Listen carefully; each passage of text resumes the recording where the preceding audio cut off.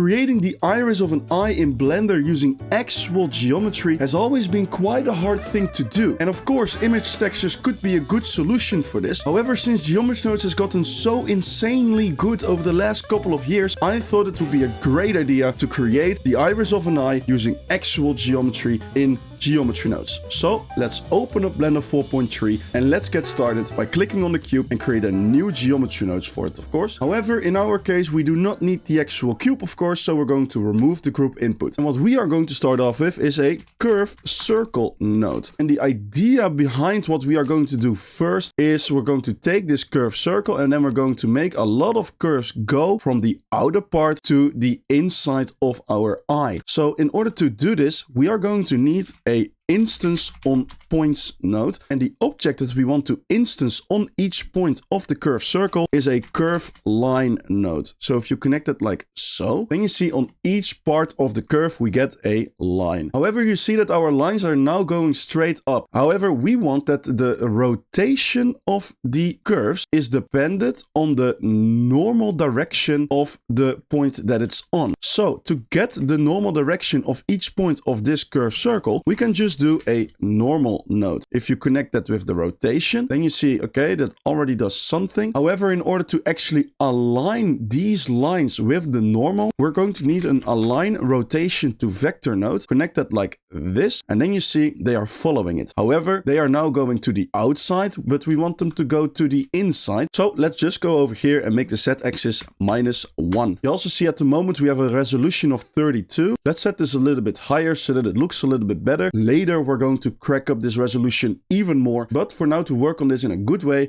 I like this resolution. Okay, next up is making these lines a little bit wiggly like this. And to do this, we're going to make use of a set position node, and then also do a noise texture node on which we set the color to the offset. Then you see you're getting something like this. First of all, let's turn off normalize so that everything keeps in the middle again, so that it doesn't go diagonally up. And then you will also see that the set position node is now affecting the curves as a whole thing and not the individual points on the curve. And the reason for that is because these curves are now still instances over here. They are not actual geometry. So if we do a realize instances node, then we are getting that. And then if you change the scaling, then you see we are changing the individual points of the curves. However, each curve now only has 2 points, and that doesn't really look good. So we want to have more points on each curve, and that we can do with a resample curve node. And at the moment the count is on 10, so each curve has 10 points, but let's set this even higher to like 100 or something like that. You will see that we're getting more detail in it, but it's now quite a mess, right? The reason for that is that the noise texture is way too strong at the moment. So let's scale that down with a vector math node, which we set on scale. And then if you scale that down, then you see that already starts looking better. Let's put it over here. However, you will see, especially if we put the resolution higher, you can clearly see the noise pattern in the curves. So it's not that random. What I'm trying to say is that now looks like the noise of each curve is dependent on the noise of the other curves. However, we want that each curve gets a random noise. So a random variation of this noise texture. And to do this, we can set this noise texture from 3D to 4D so that we can get new variations of noise. However, to make it that this W value is different for each curve that we have over here, we can do a random value node, which we set on integer. And then let's connect that with the W value. Then you see that's also not really what we want. We can see that it's like way too random at the moment. That's because this random value gives a random value for each point of the curve and not for the entire curve as a whole. If you want that, then you can do an evaluate on domain node, which we also set on integer, of course. And we want to set this from point to spline so that we get a random value for each spline. And then you see that looks quite cool, to be honest. If we set the resolution now higher, then you see that already starts kind of looking like the structure of the iris of an eye. Okay, the next thing what we want to do is make it that this thing is not perfectly flat like this, but that it kind of goes like so, and then over here also a little bit up. Okay, maybe not so extreme as my drawing, but you get the idea. And that we are actually going to do using this set position in combination with matrix matrix nodes. What we want to do is a position node, which we connect over here. So now we are saying, okay, the new position of the point should be the same as the old position, but we want to modify this with matrix node. So let's do a transform point node so that we can do matrix transformation on the position. And the node that we're going to use for this matrix transformation is going to be a combine transform node right over there. The z-axis over here should be dependent on a certain range that goes from here to the outside and then around, of course. And that information we can actually get from a spline parameter node. We connect it like this. Now the spline parameter is affecting the x, y, and z, but we only want the z. So let's do a combine x, y, z node, connect it like this, and then connect it with the z. Okay, we see that now it's going in kind of like a cone shape up, right? It kind of goes like this, but we want that it goes like this. So if we do a float curve node, then we see we already have this linear line going from 0 to 1. However, let's make this line like this. So let's put this line down and then let's put it a little bit up like so. And then you're already getting that shape of the eye. Let's make this value a little bit more subtle, like 0.005 or something like that. And of course, let's set this value on 0.5 so that this point is exactly in the middle. Okay, over here we now have the first layer of the eye, and later of course I'm going to set the resolution a little bit higher so that it looks more realistic. However, for the second layer of fibers, we're going to do things a little bit different, because if you have a look at the iris of an eye, it kind of looks like as if those fibers are following some kind of flow field. And if you remember, in the past I've done a tutorial about how to create 3D flow fields in Blender. So we're kind of going to use the techniques in that video in this video, but in a little bit of a different way, because we need to force the flow field to go inside of the eye and not anywhere else, of course. And also we don't want to have simulated flow fields. No, we want to have static flow fields that are not moving at all. So let's do that. What we want to start off with is disconnecting this one. We don't need it for now. Let's do a curve circle node and let's connect that with the group output, and let's give this a higher resolution. What we want to do is we want to have a lot of points that we are distributing randomly on this curve circle, and we're going to do that with a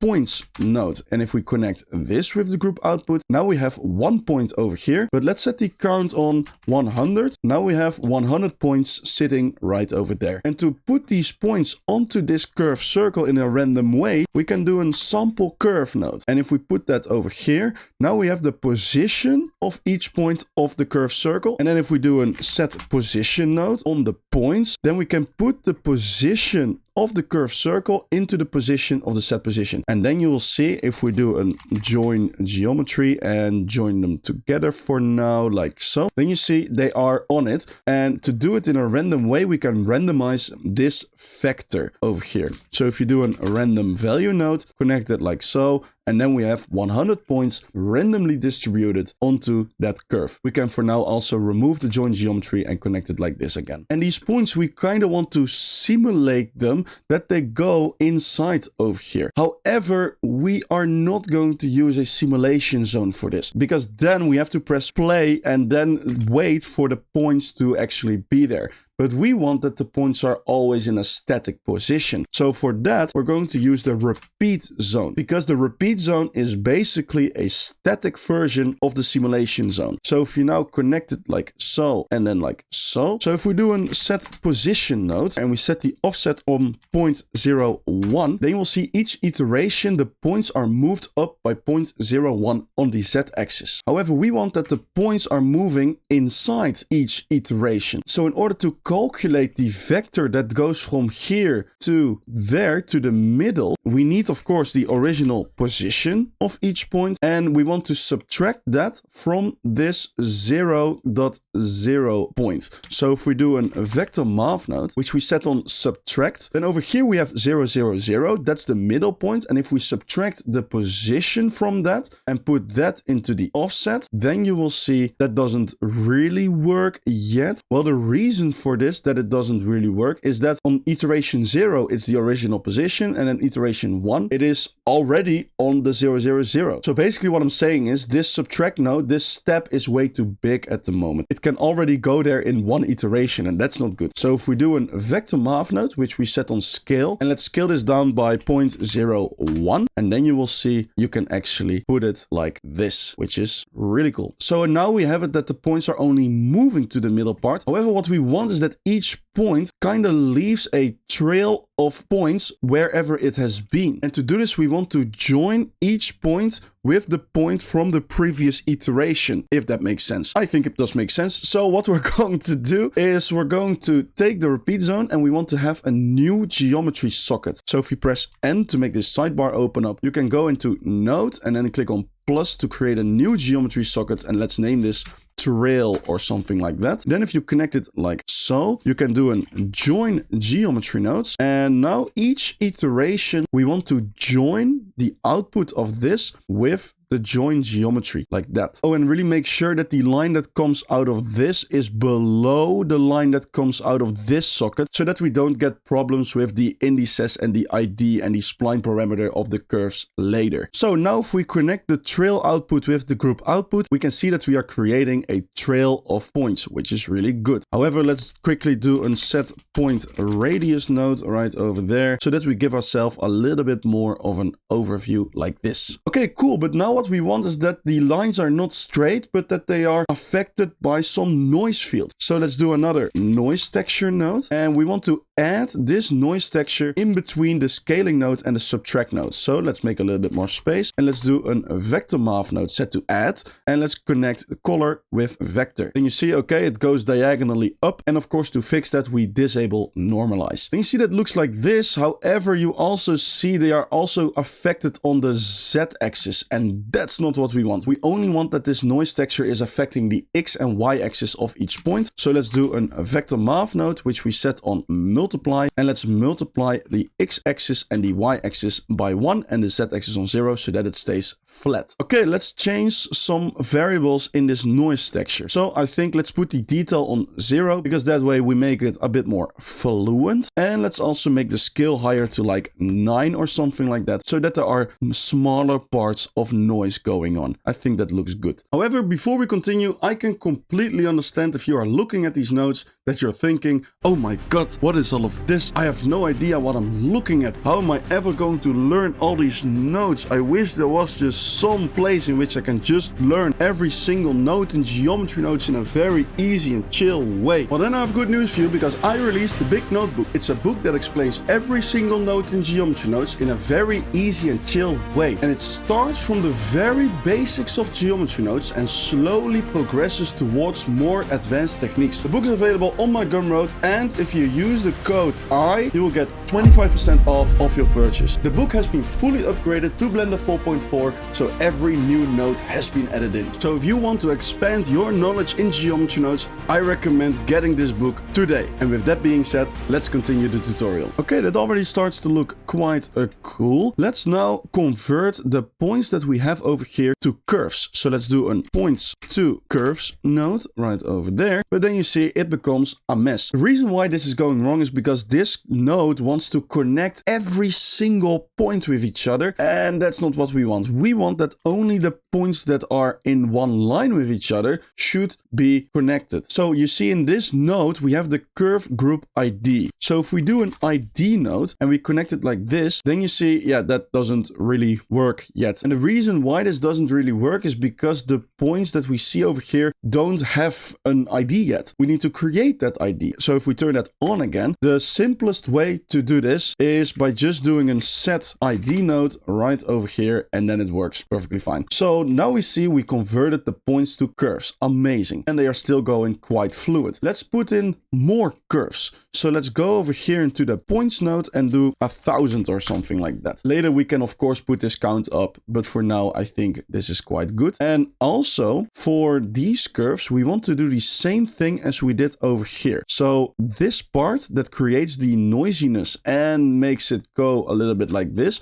we also want that over here. So let's do Shift D over there. Let's move the group output to here, connect the set position, and then that looks way more realistic. And also in the iterations over here in the repeat zone, let's set it on 150 so that it goes a little bit more to the middle. Later we might want to make this go further, of course, but we'll see that later. Okay, let's see. If we now take this one and put it over here and then do Control Shift right click these nodes, then we can join these two parts together. Then if we have a look, we see that the parts of the flow field are most of the time below the first layer, and that's not what we want. The reason for this is because over here, this float curve and this spline parameter that makes it go hop. Of course, we do want to set this one a little bit higher, like so, but that's not all we want to do, because if we use a spline parameter in this case, then you will see that over here it is 0, and then over here it is 1, instead of that it is here 0 and then here already 1. So in the case of this flow field layer, I don't think it's a good idea to use the spline parameter in this case. What we are going to do instead is we're going to take the hard range from 0 to 1 over here. And to do that, we're going to do a position node and a vector math node set to length. And if we connect it like this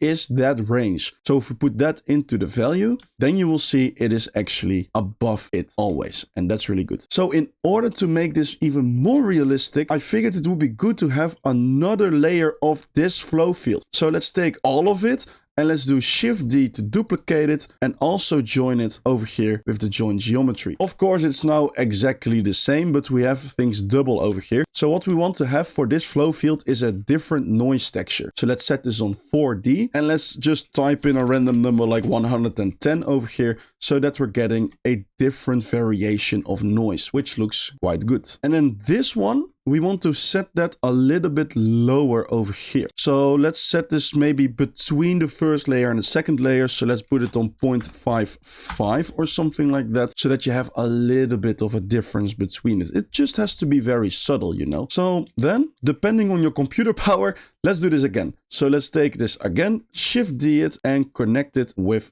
the join geometry. And then let's go over here into the noise texture node and let's do 30 or something like that. It doesn't really matter, so that we're getting even more detail in our eye. And then for this third layer, let's experiment what it would look like if it has the same height as the first layer. I think that will look quite cool, because then you have like a fade that goes from the lowest layer to the top layer of fibers. However, you would think, okay, but how are we going to look through this eye? Because there is no pupil over here, right? There's no way a human can look through this. And that's true. So let's create that. And to be honest, it's not so hard. So what we want to do is we literally want to delete points that are in a certain range. So let's do a delete geometry nodes. Then at first, of course, it deletes everything. So let's turn that off for now so that we can see what we are doing. So basically what we want to do is a position node again, and then also a vector math node again set to length, because we want to say, okay, if the distance or the length from each point to the middle is higher or lower than a certain number,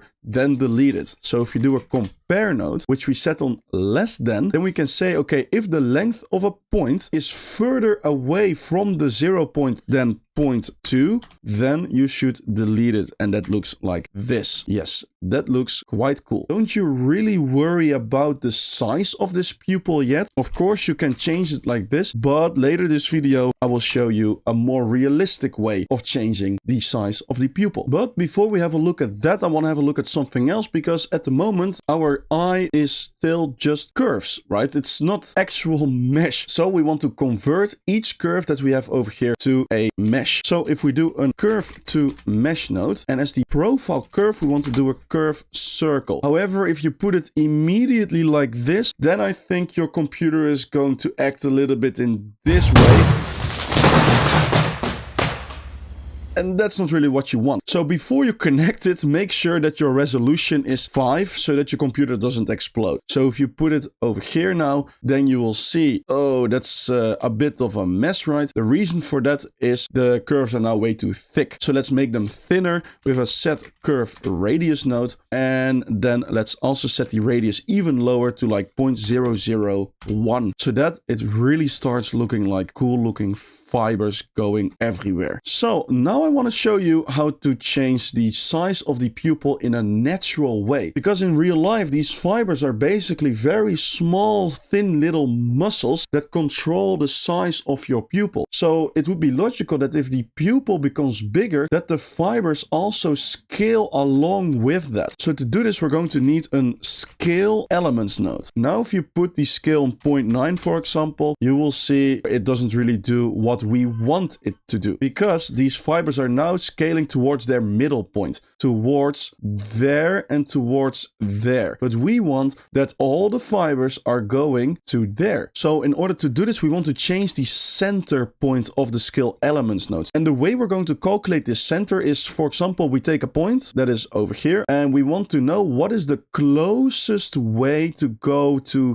here. What is the closest point on this side of the mesh, so to say. We need an imaginary circle that goes all around this. So let's do a mesh circle node, which we set the vertices on 100, for example, so that we have more geometry to work with. And now we have this mesh circle that goes around it. So what we want is we want to calculate what is the closest point on this mesh circle to each other circle of the iris. So what we can do is a sample index node, and with this index socket over here, that's how we're going to find the closest point of this mesh circle to the iris. So if we do a sample nearest node connected like so, then we have the index of the nearest point, and from this nearest point we want to have the position. So if we do a position node and we set the sample index on vector, now we have the position of that closest point to each point of the iris, and this we can set as the center of the scale elements node. And then you will see if you put the scale on 0.7 for example, then it really scales towards the sides of the iris and not to the middle of it. Of course, that's not really realistic. Oh, and also I almost forgot, let's set the number of fibers on the first layer a lot higher. So let's set this on 2000 or something like that, so that it is a lot more realistic later. The last thing that I want to do for the 3D modeling part is if you have a look over here in the overlays and turn on statistics, then you see that right now we have 5 million vertices only on this object. And I can completely understand if some computers in the world cannot really handle that. And the biggest issue in here is in the flow field layers. So if you go over here, let's reduce the resolution a lot. And we're going to do that by setting a resample curve node after the points to curves. And after some experimenting, I figured that if you do a count of 100, then you have enough smoothness and you still have the details in it. And you see we already are 1 million vertices less. So let's do this also on the other parts. So over here,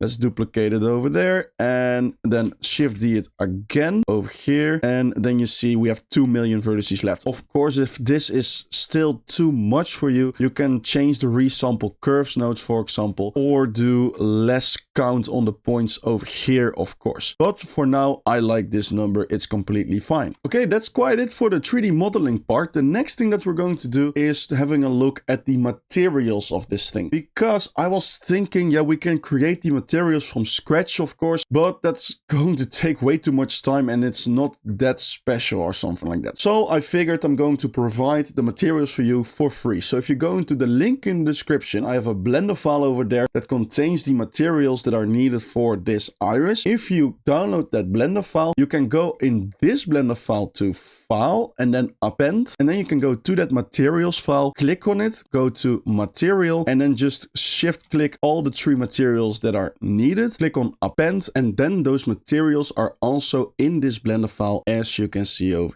here. Okay, before we assign those materials, let's actually press Ctrl S to save the file, of course, and let's go into render view mode and let's go into cycles. So let's go cycles over here. And let's turn on GPU if you have a graphics card, of course. Let's set the light a little bit more over here. And let's also go over here into the world properties and let's set the color on black. Let's assign the material for the iris to this. So let's do a set material node. And as the material, we want to do the iris material. And then you see that doesn't really look good. So let's have a look at what the material of this iris looks like by going over here, and let's change this to the shader editor. So let's switch to the iris material, and then let me go over a little bit what we are seeing over here. So for the base color, we start off with an attribute. This SP attribute is now nothing. If you remember, we didn't create an SP attribute in geometry nodes or something like that. So it's basically just black. So in order to use this material, we will need this attribute. So let's create that in geometry nodes. So let's go between the set curve radius node and the curve to mesh node. So let's move things a little bit like so. And then if you do a store named attribute node and then name this SP, then we can make this value the spline parameter. And that's the exact reason why this is SP. It's spline parameter. So let's just connect it like this. And then you will see that starts working. And now I can actually show you what this is all doing. We have this SP over here. This is basically a gradient that goes from here to the middle part. And then with our color ramp, we can give it some colors that it goes a little bit from green to blue. But to be honest, you can make this any color that you want, of course. And then with a hue saturation value, I change the saturation and the value a little bit, just tweaking values so that it looks good. But then a cool part is the ambient occlusion that I add over here. So this ambient occlusion looks like this. It just adds a lot more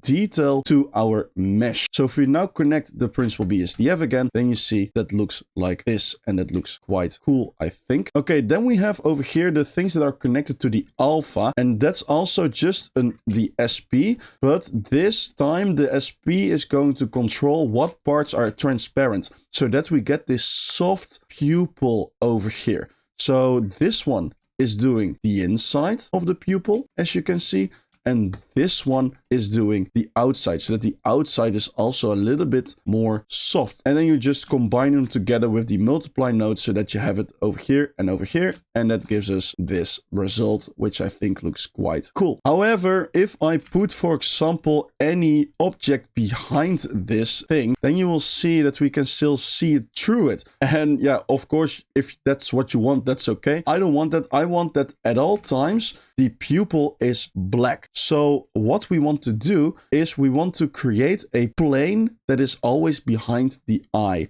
So if we do a mesh circle node, from which we set the fill type on n-gon, then we can join this together with the set material, and this mesh circle, we want to give that a certain material because now it's just white and that's not what we want. We want to do a set material node and we want to use the black material. So if you put that like so, then you will see that looks always quite good. And this black material is literally an RGB that is black and a transparent node, so that over here we don't see the hard edges of the mesh circle. Okay, the really final thing that I want to do for this eye is of course create the eyeball. I was thinking, yeah, we can create the eyeball in geometry nodes, of course, but it would take us a lot of time. It would be overcomplicating things, of course.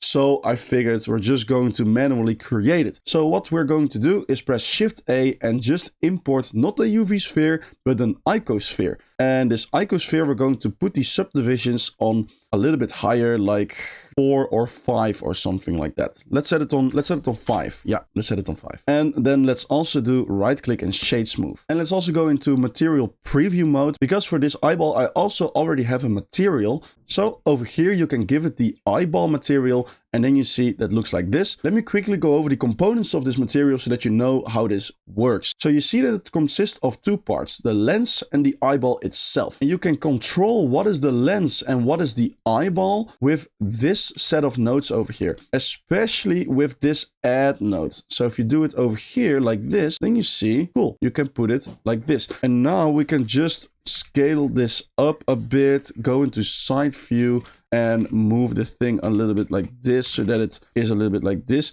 You can eyeball this. So if you put it like so, if you put it kind of like this. It doesn't really go that precise. Now if you go back to material preview mode, then you can also match this up with the eye itself. And yeah, then that looks quite cool. Let's set it a little bit more maybe. Yeah. And then I also recommend to parent the iris to the eyeball by first clicking on the iris and then shift click on the eyeball, Control P, and do set parent to object, so that we can just move the eyeball and rotate it kind of like this. And yeah, then I think that looks quite cool, to be honest. Let's see what we can do if we put it like so or something like that. Yeah, let's see what I can quickly do. Let's add in an area light, kind of like so. And let's see if we put it here, then we have a bit of a better reflection on the eye. Maybe we can zoom in a little bit like so. Let's do Control B and make the thing like